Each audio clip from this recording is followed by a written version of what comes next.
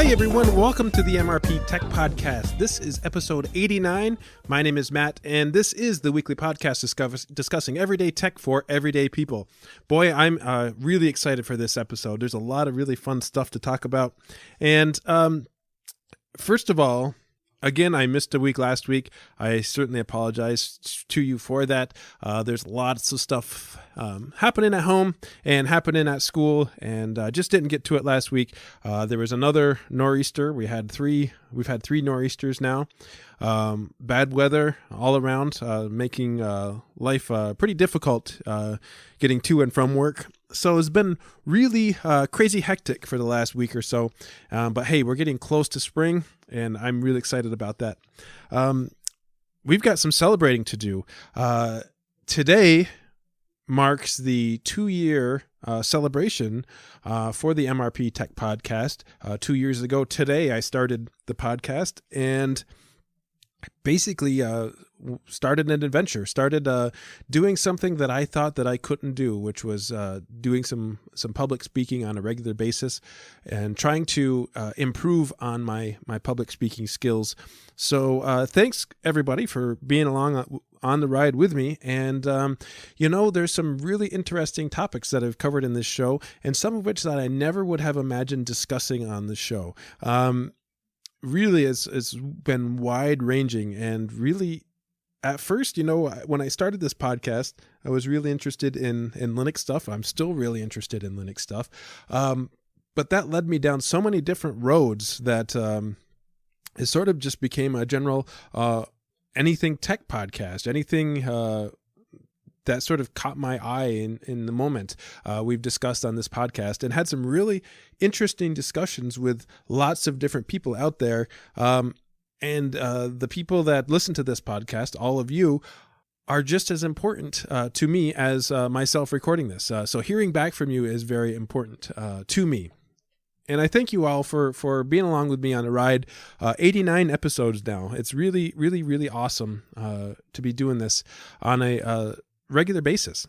Just a couple of updates for you. The last episode that came out, I briefly mentioned an older set of podcasts, episodes 64, 65, and 66, as being one of my favorite projects in the last 2 years.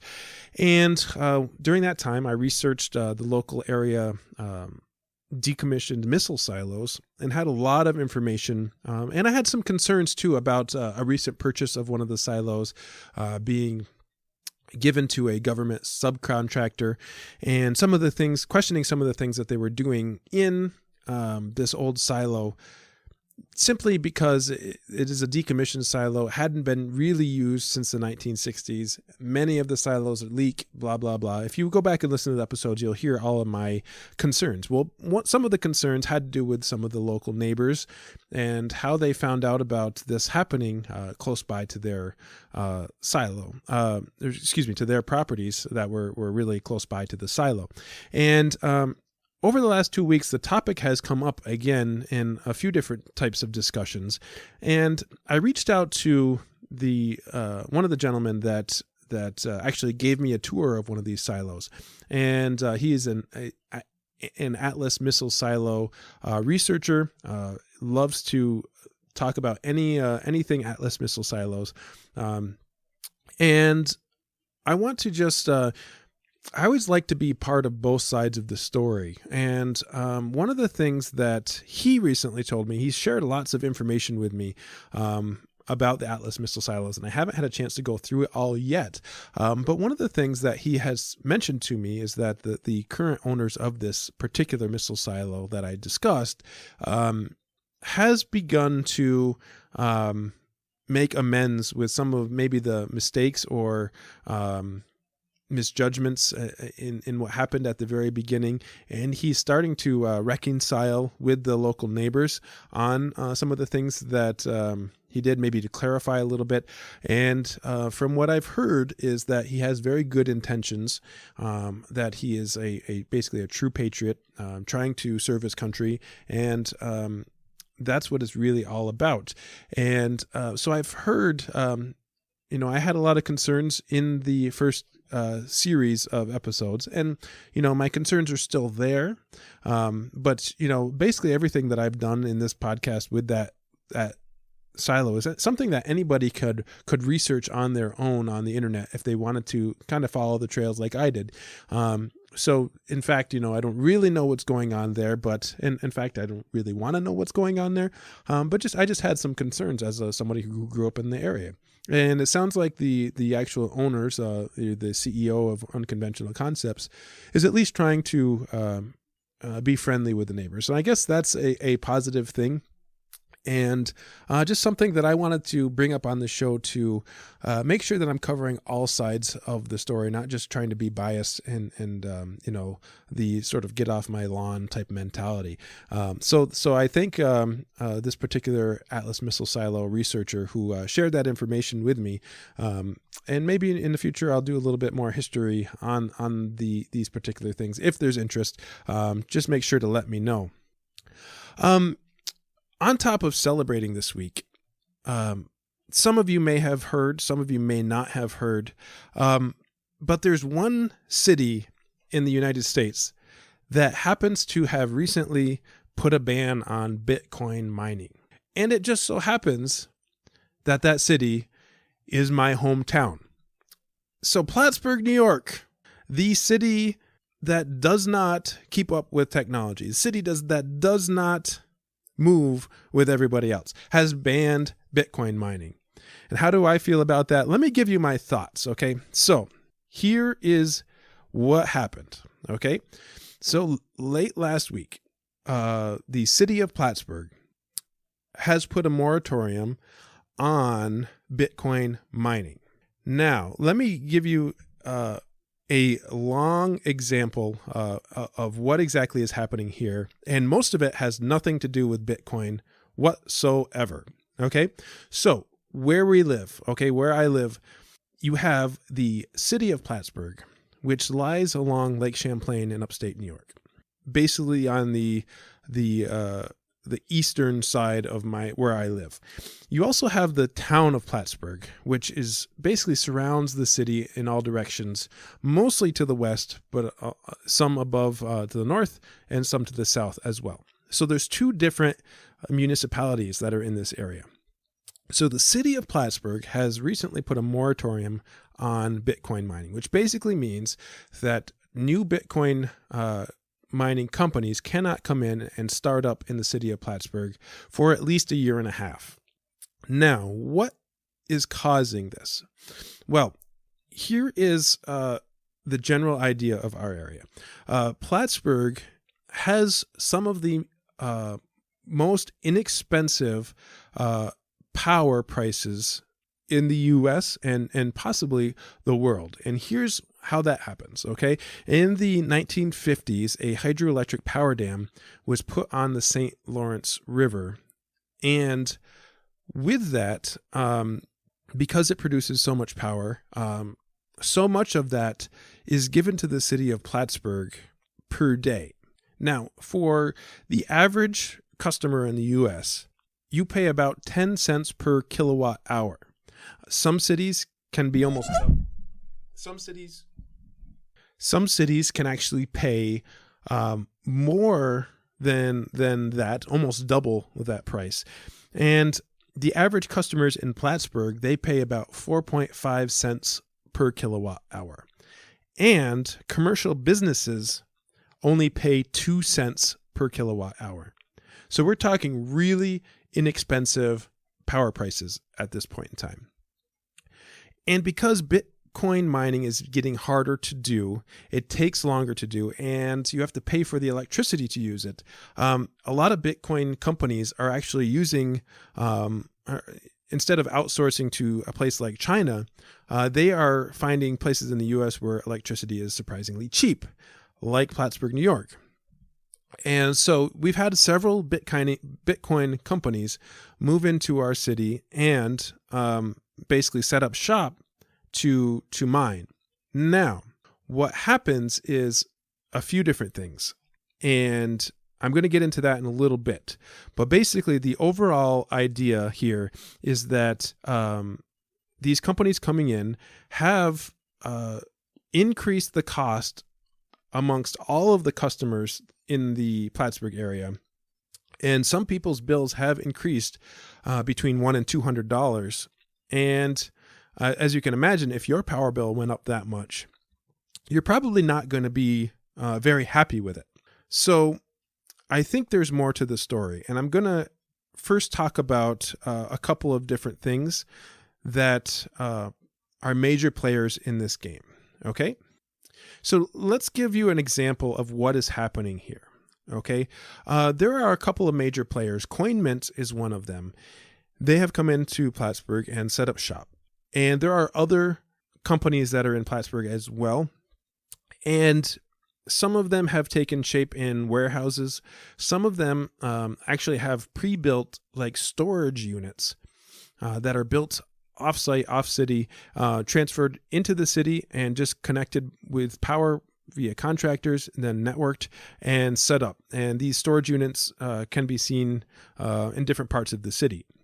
There are also, quote unquote, these secret BitCoin companies that are using sort of undisclosed locations that have come in and quite possibly not in the most legal way set up shop in non-commercial or maybe even residential areas.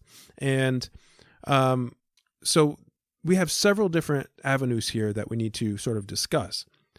And it's my understanding that it's owned by someone who so this isn't a guy trying to make a buck here. This is a company owned by, I believe, someone from the Middle East.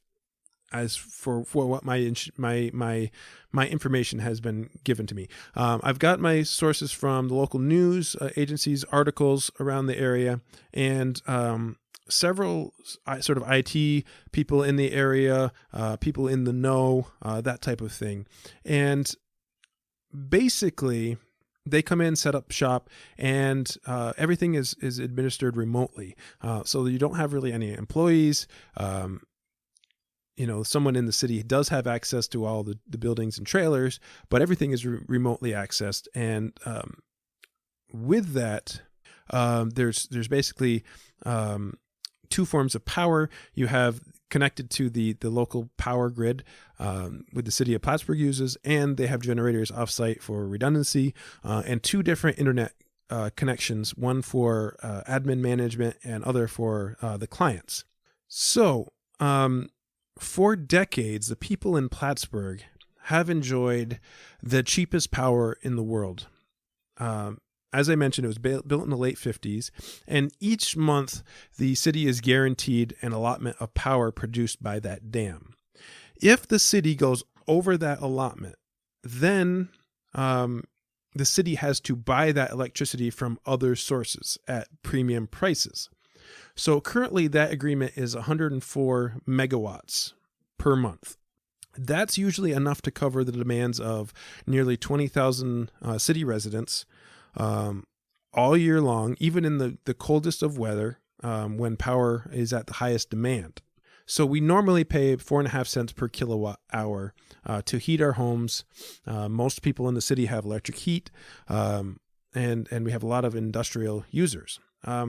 Including these cryptocurrency miners that only pay about 2 cents per hour. 2 cents per kilowatt, I believe. So, with the high use of power that bit mining uses, what's happening is the city that allotment of the power that's given to the city of Plattsburgh is going over that 104 megawatts, which makes the city of Plattsburgh pay for that power from other sources. And they're not just going to give that away for free. That goes to all of the residents in Plattsburgh. Now, that's why our power bills will go up if you're living in the city, not necessarily even the town of Plattsburgh, because that's a completely separate municipality. Now, speaking of separate municipalities, okay, there are other things that are going on here that have nothing to do with BitCoin that I want to be clear that those interested in the topic sort of get a gist of what's going on here. Okay, so several months ago, the mayor of Plattsburgh, after a city common council meeting, all of our meetings are live streamed over the internet. And for some strange reason, the live stream was kept on. And the city of Plattsburgh mayor, his name is Colin Reed, was talking with one of the councilmen, sort of what he thought was off the record. And for some reason, the live stream was kept on. It didn't, and it turned out afterwards that this live stream was published on YouTube. This section that was not a meeting, published on YouTube by somebody going by the name Charlie Wentworth, who was probably out to get the mayor for some reason or another. He put up several messages and responses on YouTube. I'll put this video in the show notes in case you're interested. The video was about 22 minutes long, and about halfway through, the mayor starts to bring up the issue with our local power plant that used to be called Falcon Seaboard.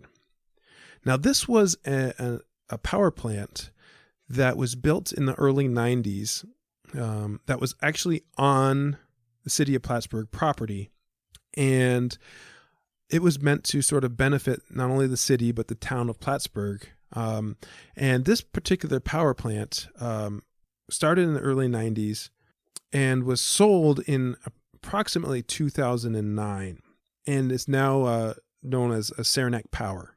So in this video, the Plattsburgh mayor calls out the town of Plattsburgh town supervisor for basically stealing tens of millions of dollars from the city of Plattsburgh. Now, here's what happened with that power plant.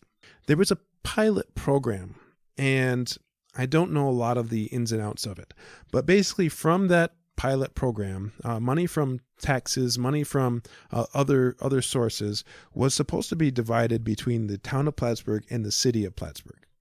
And what happened, and that was the case for a while, and somewhere around 2009, apparently the town of Plattsburgh created an extra source for funding. It was called the Home Community Agreement. And so instead of going from the pilot program to the city and the town, what happened, it would split from the pilot program. Money would go into this Home Community Agreement and also the pilot program that went to the city and town. But the thing is, the money that was going into the Home Community Agreement also went to the town of Plattsburgh. And so that wasn't the original agreement that the town and the city had made. Well, in this video, the mayor basically says, hey, we used to get $93,000 a month from this agreement. And now we're only getting $7,000. $93,000 a year. Now we're only getting $7,000 a year. Which means we have to lay off people because we're not getting that income. We're not getting that money. We may have to lay off 2 to 3 people because of that.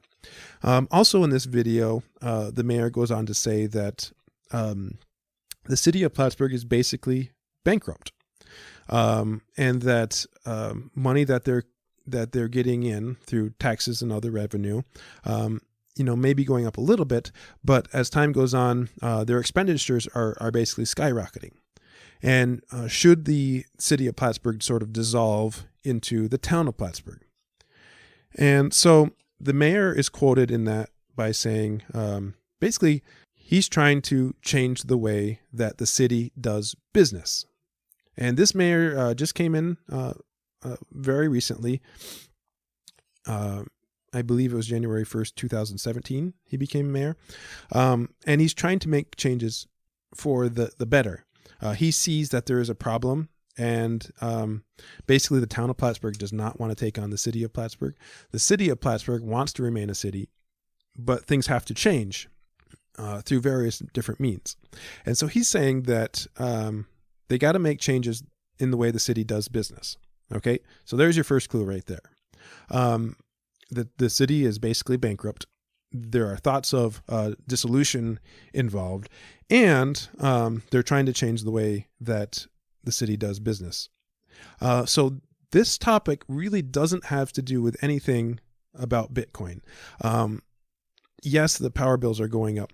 There are other reasons as well, and I think they're being overlooked because I believe 2 or 3 days before this announcement to ban BitCoin became public, the city of Plattsburgh sued the town of Plattsburgh for all this money, somewhere in the range of, could be from $1 to $10 million up to even $14 million from sources that I've heard.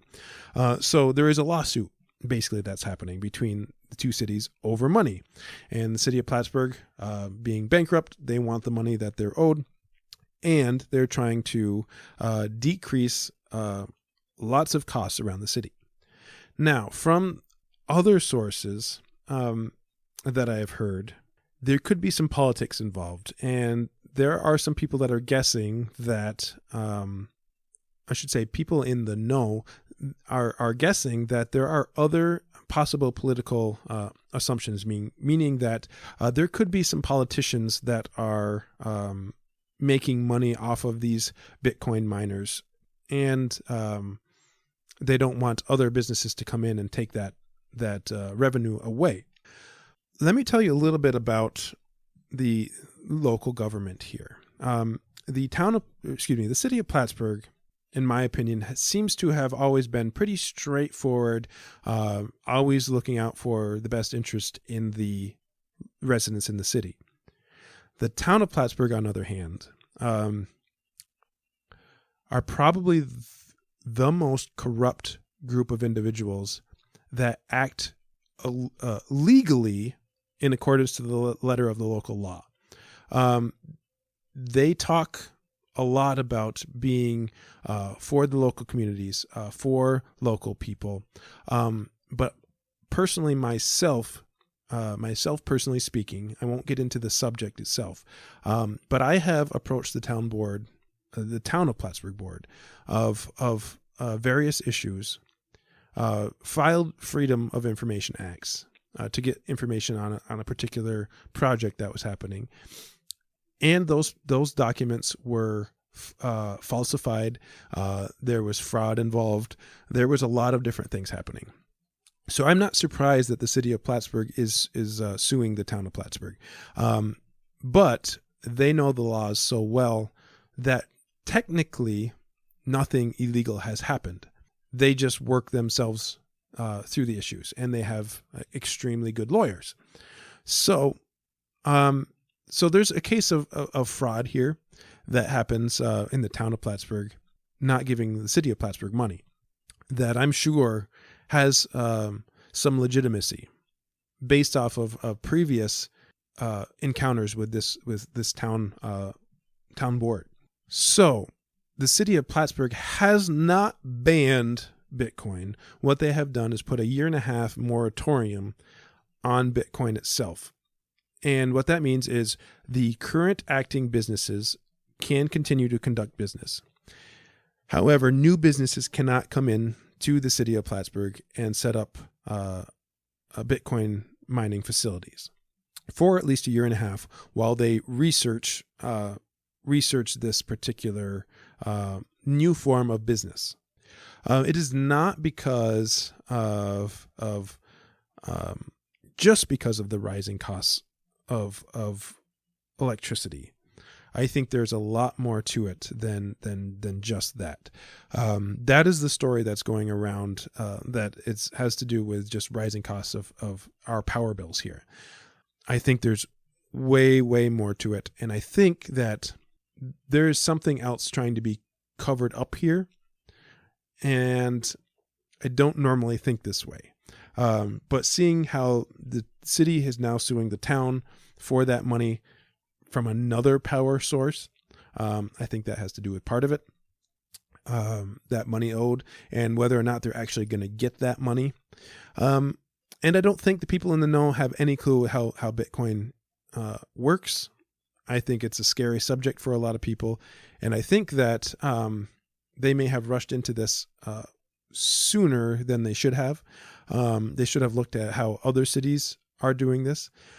But at the same time, don't believe everything that you're seeing on the news, because especially since our small city is making national news, because a lot of people are passing this that Bitcoin was banned completely. That's not exactly the case. So yeah, what are your thoughts on this whole process? Basically, what they want to do is they want to sort of facilitate the adoption of land use and zoning, especially when it comes to municipal lighting department and all these other city projects. They want to enhance the city's natural and historic and cultural resources. So if a new company comes in now, they will be fined up to $1,000 a day for violating the moratorium. So that's how they can stop new businesses from cranking up Bitcoin miners. But I don't see how they're going to do that, because I could set up a mining rig in my house, or other people could do this as well. But these storage units that come in that are filled with mining equipment, I think that's what they're trying to stop, these commercial entities from coming in. Now, there's a lot of rumors going around that are sort of almost hearsay at this point. But yeah, it was kind of shocking to see this headline come up from our local city here, making national news about being the only city in the country to ban Bitcoin mining. I thought that was really interesting. I wanted to bring it up on the show to you today. I think there are more politics involved than just Bitcoin. And I think a lot of it has to do with the city of Plattsburgh almost going bankrupt. And the mayor trying to do his best to avoid that possibility. Because here's the thing. There are more residents in the city of Plattsburgh than there are in the town of Plattsburgh. And the town of Plattsburgh does not want to take on the city for multiple reasons. Because if the city were to dissolve into the town, those voters would then basically replace all of the town of Plattsburgh voting members, and lots of bad stuff will happen. So the city wants to remain a city as best they can. The state wants us to dissolve into the town of Plattsburgh. So there's a lot of things going on here that are not about Bitcoin at all. So that's going to do it for this show. I wanted you to tell me what you think. I'd be really curious on what your thoughts are. If you've got questions, ask me. I've just begun to scratch the surface on this. And so go to mrptechreviews.com. One thing to ask, okay? I'm trying out this Amazon affiliate program thing. If you go to my website, mrptechreviews.com, and just click the Amazon button, buy something off of Amazon. Doesn't cost you anything extra. I think I have 90 days in order to be able to become a part of that program. And that 90 days is coming up soon. If you go to my website, mrptechreviews.com, just click on that Amazon link and go to Amazon, buy something, whatever it is. That helps me become part of the Amazon affiliate program. And, if I make a little bit of money off of it, that's great. But just help me at least get a part of that program. I think I need 3 people to do that within 90 days or something like that. I would really appreciate that if somebody could do that. Go to my website, click the Amazon button, just buy something off Amazon. Doesn't cost you anything extra. And then I get a little bit of credit for it, probably pennies, and then I can be a part of that program. So that's going to do it for this time. Thanks everybody for listening. I'd love to hear your feedback. Hit that contact form. Thanks to Podnuts for helping me out over the last 2 years. Please support them as well. Thanks everybody for listening. That's going to do it for this time. We'll see you next time.